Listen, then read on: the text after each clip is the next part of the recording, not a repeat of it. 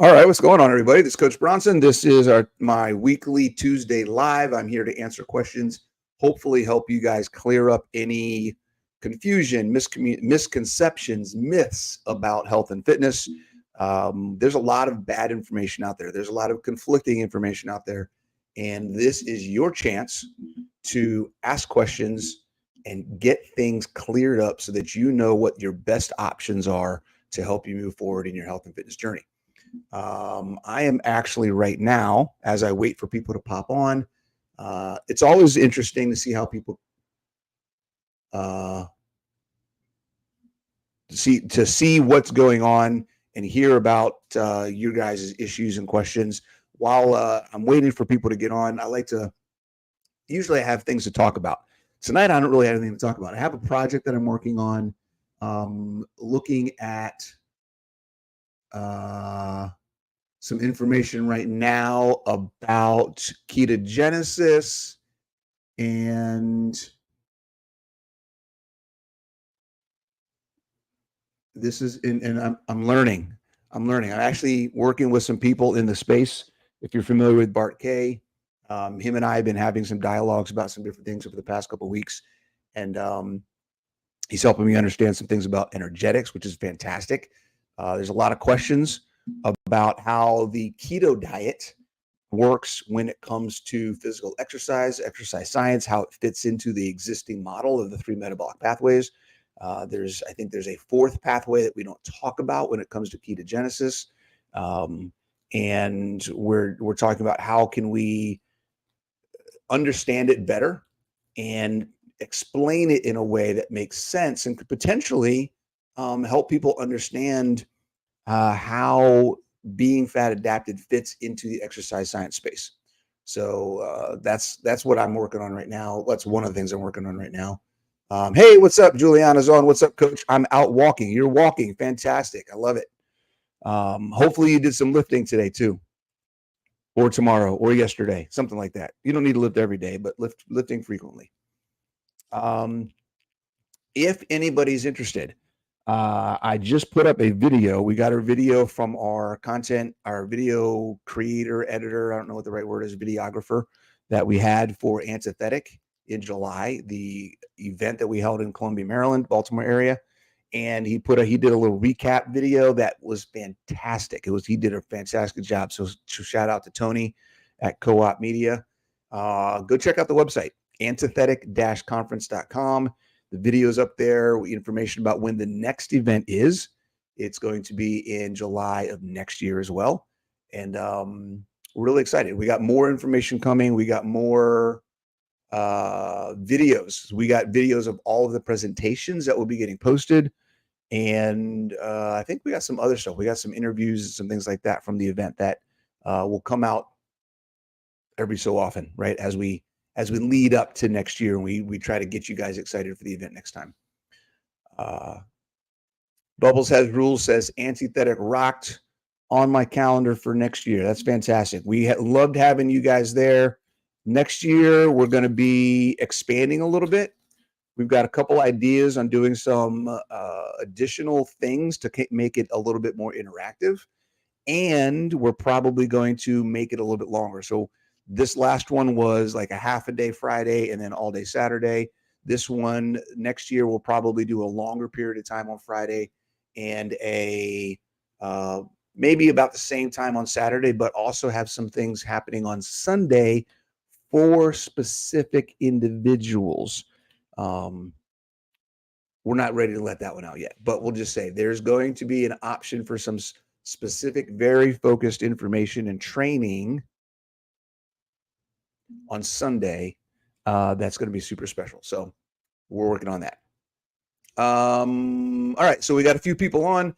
Bubbles Has Rules or Juliana, as you guys are the only two people that have commented on the stream so far. What questions do you guys have? What are you guys going through? What have you bumped into lately that you're like, wait a second, that doesn't make sense? We just requested stabilization until 2026. Let's go. What? What does that mean? Oh, you just requested stabilization. Oh, okay. So I know what that means. Hold on. hide this. So, Juliana, you're saying you just requested stabilization, as in you're not going to get transferred anywhere in that military life until 2026. I love it. That's fantastic. Stay in the area for a while. Lady Fritz Ader, what's going on? Julianne A, Juliana Hart. Are you trying to tell me how to pronounce your name? I thought I said Juliana. Did I say Juliana, not Anna? I wasn't even paying attention. Army, we get to stay here. Yay, go Army. I love my Army peeps. 17 years, 5 years active, 12 years in the Guard, U.S. Army all the way. All right, what kind of questions do you guys have? Anything going on that you need to talk about, want to get off your chest? Have new information, something you're working on that you want to share? We can talk about how to optimize it, anything like that.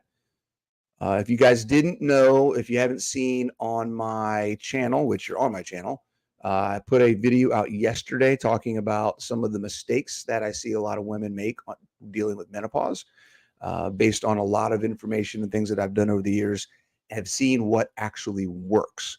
So I think that's something you guys might be interested in taking a look at. I do not have a specific topic to talk about tonight, so this is all on you guys. All on you guys. What is going on? I know one of the big topics that is out there now is, what about fruit? What about honey? Things like that. Here's the deal. As always, your goals are the only rule that you need to follow. Okay. Is your progress happening? And if it's not happening, why is it not happening? If it's happening because you're eating honey, then maybe you need to stop eating honey. If it's happening because you're eating fruit, then maybe you need to stop eating fruit. There's a lot of things that go into the process, and the introduction of anything outside of fat and protein is a option, not a necessity. That's the biggest thing you need to understand. There is no need to have carbohydrates in your diet from a biological perspective. Okay. From a sustainability perspective, from a preference perspective, from a personal desire perspective, there's a lot of individual things that go into this discussion. If you feel like you want some carbs, and by carbs, I mean a potato or some fruit or something like that, right? To increase your palate, your options, change things up so you feel like you get bored eating ground beef all the time, whatever it may be. Okay. Then that is something that you can try. And if it's working for you and it's not setting you back, then have a blast. If it's causing you a problem, then you have to decide, am I more worried about the health issue that I'm dealing with, or the not reaching my body composition goals, or whatever else it is, than I am enjoying my food? Totally up to you. Your decision. No one can make that decision for you. Okay. So just when it comes to that topic, I'll just say, I know that I've been hearing that a lot out there. What about honey? What about fruit? Those kinds of things. Nobody's getting sick necessarily eating strawberries. Okay. Or blueberries. If the sweetness of the fruit is a trigger for you, and then it starts having you crave other things, and then it's leading you down a path of, now you want other things that are sweet that aren't natural and aren't as wholesome, that can be a problem. So you need to be careful. There's a lot of things that go into it. So just make sure you're being aware and you're paying attention to the triggers and the things that are happening, and you're making good choices. Okay. Big picture, always big picture, guys. Quality of life and your journey more than an individual thing. Okay. We do got a couple questions here. Let's see. First question, Lady Fritzader. Is the boot camp your beginning program? The boot camp is everything. Okay. The boot camp is a coaching program that includes the beginner program. So from a fitness perspective, you can do any of my fitness programs when you're in the boot camp.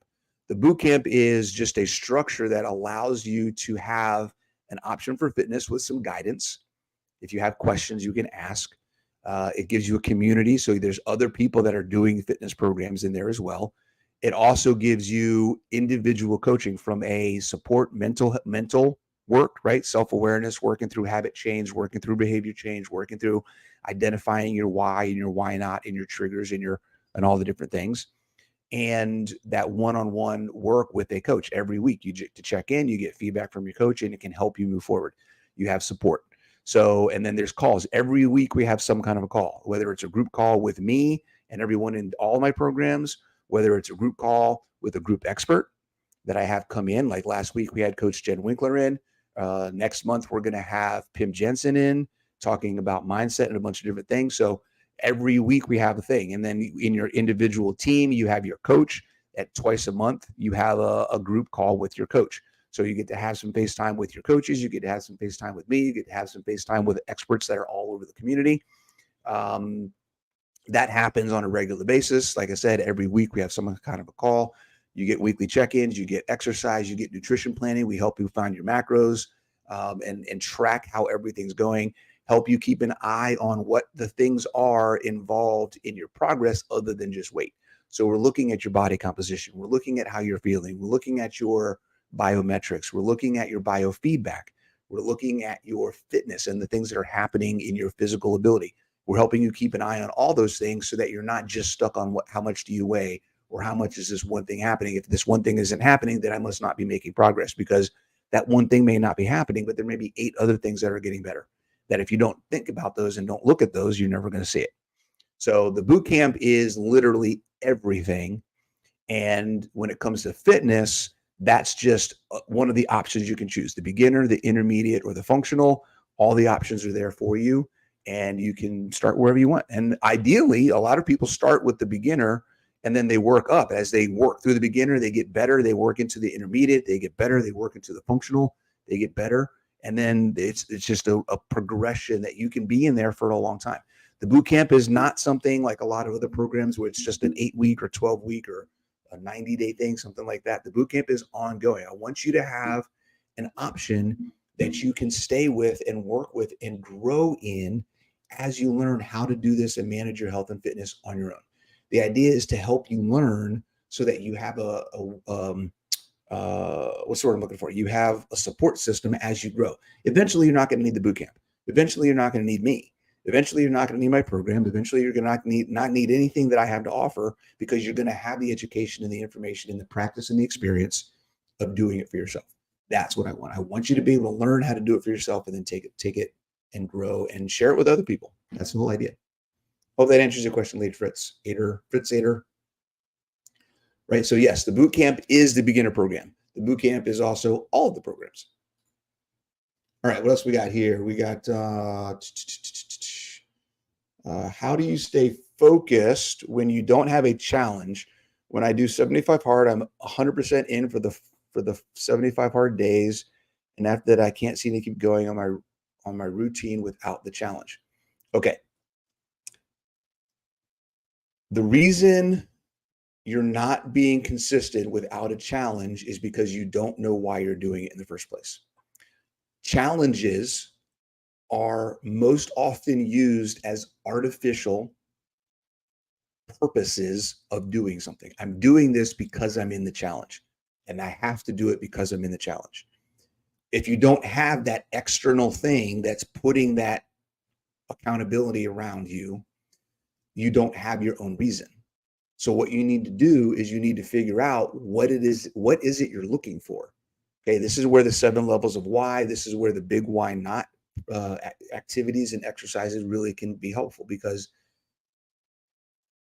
having a challenge is substituting having your own internal emotional reason why you want to do these things. Okay, what that tells me, Tanya, is that you haven't spent the time, because it takes time. It's uncomfortable. It is not something that is in most of our individual comfort zones to do, to ask ourselves the question, what are the things I don't like about my life, about my identity, about the reality that I'm living every day, and why don't I like them? What is it that I'm struggling with? What is the limitations in my life that I'm feeling? What is making me feel like I need to make a change and I don't like where I'm at and I want to be somewhere else? What is that somewhere else? What am I trying to get to? Why do I want to get there? Why don't I like where I'm at? When you start asking those questions and then you come up with an answer, I don't like this because of this. Well, okay, that's great. Why don't I like that? What's the next level down? Keep digging and keep asking yourself why, and then why, and then why that, and then why that, and why. Well, how come that matters? What is that? Why is that important? Why that? Keep digging. It may take you a couple hours. It may take you a couple months. A lot of people, I know I've done this, and I know a lot of clients have done this. They start the 7 levels of why process.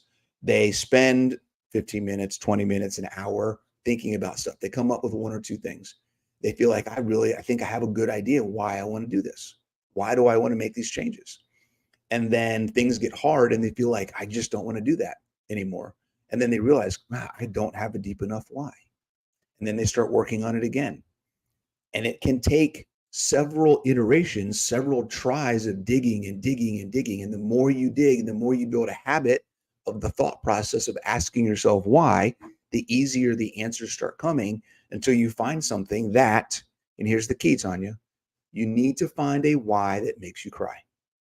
The emotional connection to your reason for changing your life has to make you feel sad, feel glad, feel angry, feel depressed, feel upset, frustrated. Some kind of emotion has to be tied to what you're trying to do and why you're trying to do it.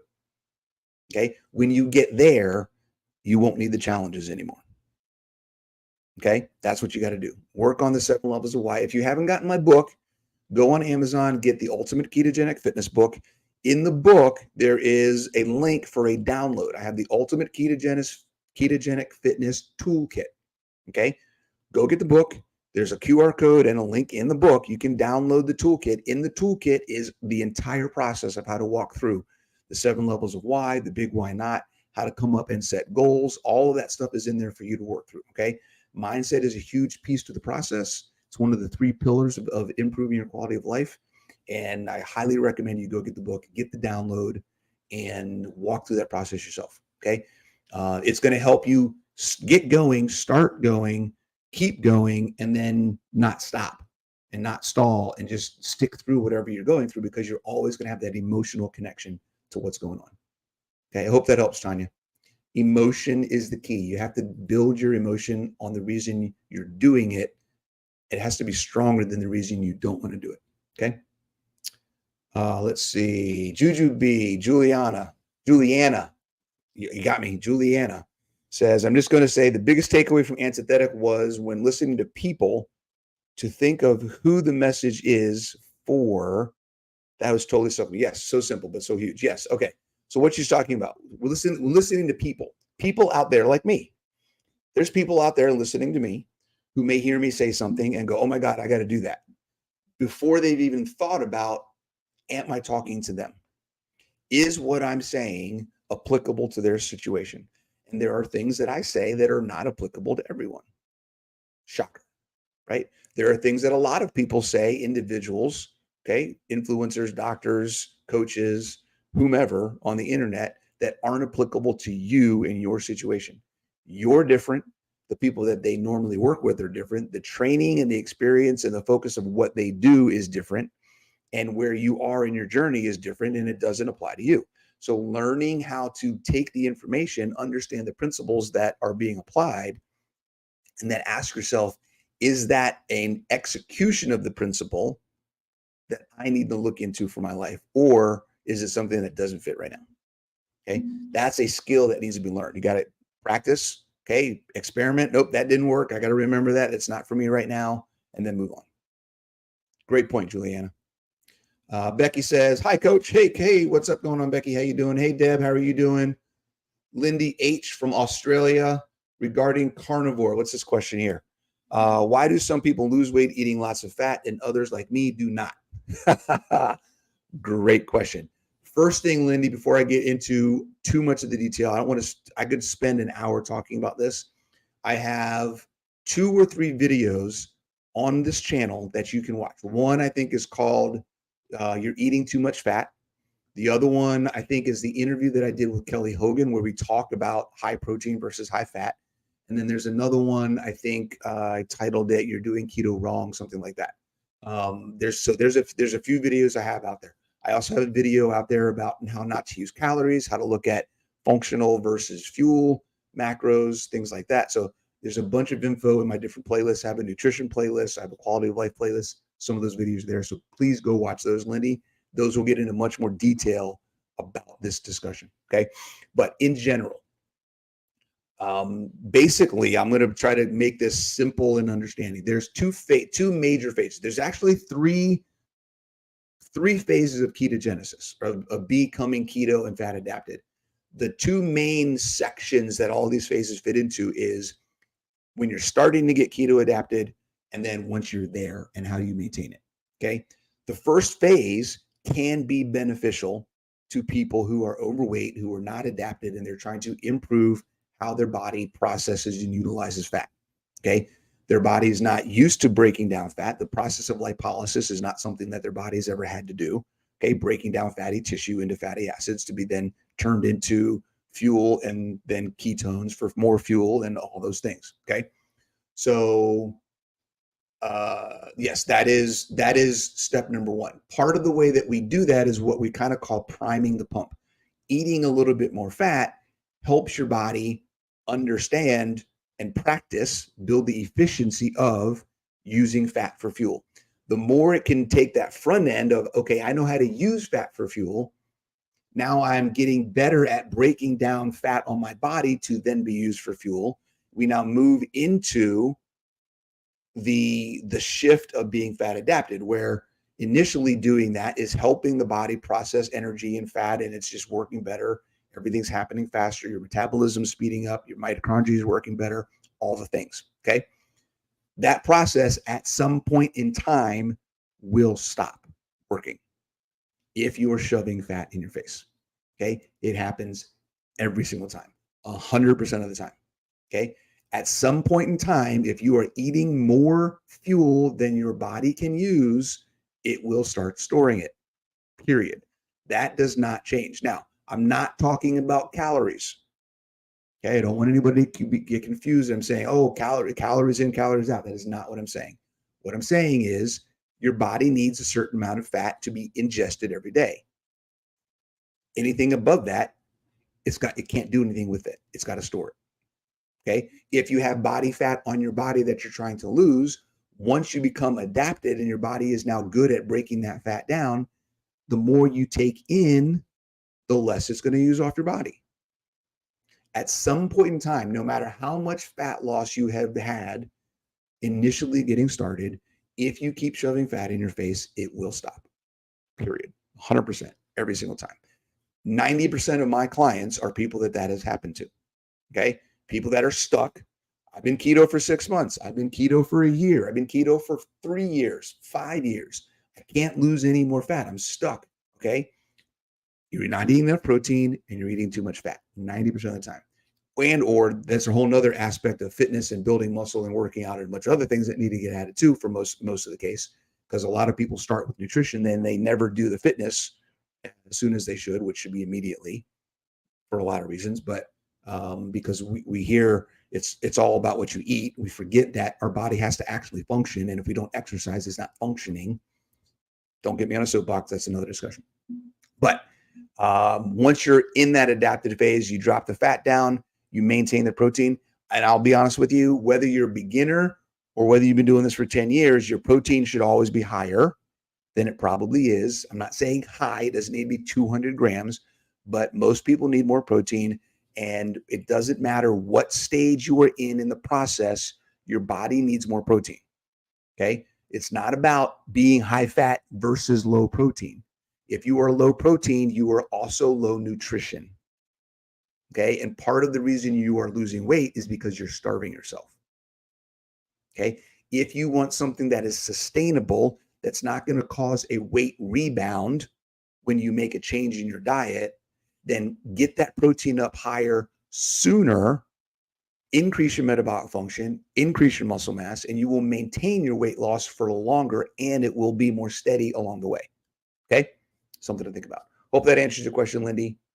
If it doesn't, let me know and I'll keep going. All right, let's see what we got. Here's my thing, says my arms are dead today. Thanks, coach. I love it. Is that Dana? I think I recognize that picture. My arms are dead today. I love it. Deb said, is it normal to feel my muscles not as in it hurts? Okay, let's put this one in here so we can read this. Is it normal to feel, quotes, my muscles, not as in it hurts, just feel where they begin and then being there when you are first building them? And does it get to the point where it stops being a feeling? Hopefully not. What you're talking about is feeling like you worked your muscles. I assume that's kind of feel like it's not like you're sore. You just feel, hey, I got muscles here. Something's happening. That's good. That means you're activating your muscles.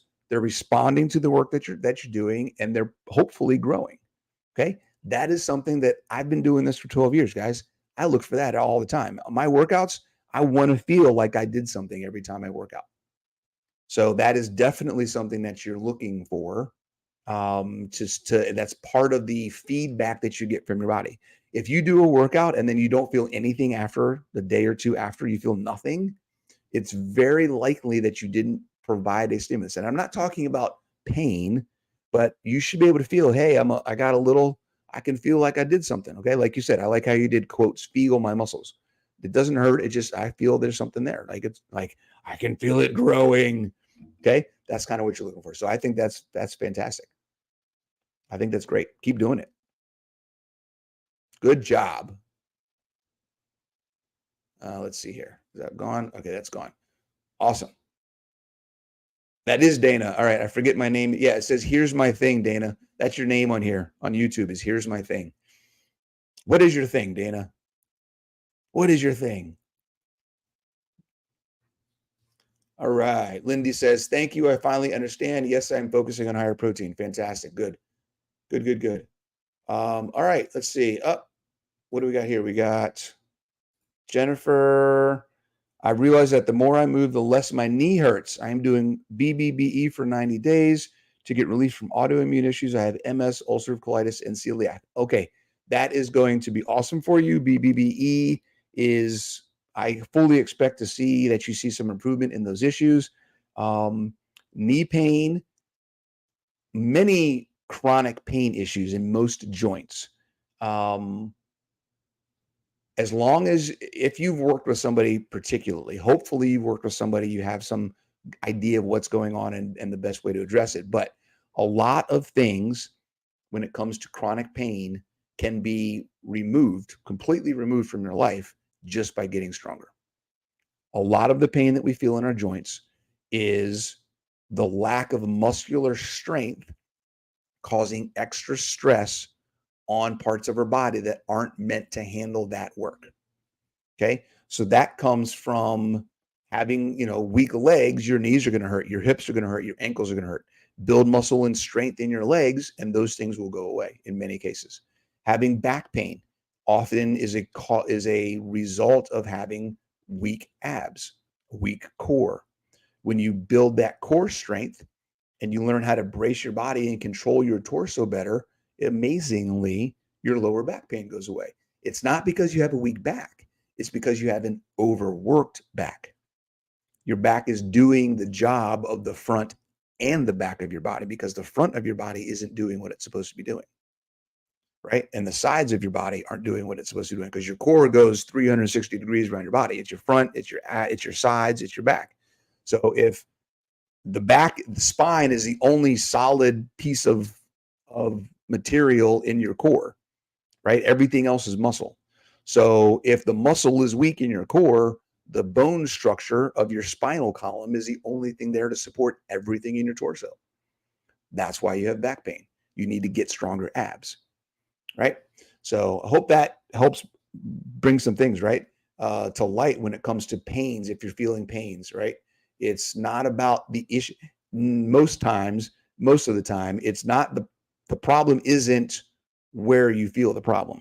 There is possibly a problem there because that area is now broken down from overwork and overuse, and that needs to be addressed. But the cause of it is actually somewhere else in the body. That's one of the biggest things to understand about chronic pain. A lot of times, if you have a pain in your knee, it's not your knee, it's your muscles and being weak. Or in your hips, it's not your hips, it's because something's wrong with your knee. Or your knee because something wrong with your hips, or your back because it's your stomach, or it goes on and on. Your elbow because it's your shoulder, or your shoulder because it's your elbow. All the different things. All right. The name of the book again, Tanya. The name of the book again is in here. I'll put it in the comments as well. It is the Ultimate Ketogenic Fitness Book on Amazon. If you just go to Amazon and you type in Ultimate Ketogenic Fitness, it should pop up. But I will pull up the link here and copy it and put it in the comments. Boom. And there it is. Hopefully that came through. You can just click on that and go get it. Okay.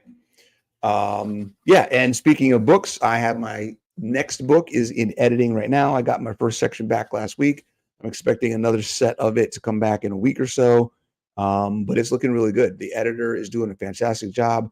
I was reading the words that I wrote, not even is like reading a whole different book. Like it was crazy. They did a really good job kind of structuring it and changing things around a little bit to just make it more readable, make it flow better, make sense, right? I want my book to make sense for you guys. I want you to understand it. So it's be really good. All right, guys, that's all I've got. It looks like that's it for the rest of the questions today. Thank you for joining. Please let people know. I want this to be a big thing, right? I am making some changes and trying to refocus a little bit. I really want to put some time into my YouTube channel, particularly into these Tuesday lives. I really want to have an opportunity to answer questions, interact with you guys, because you guys are what keep me going.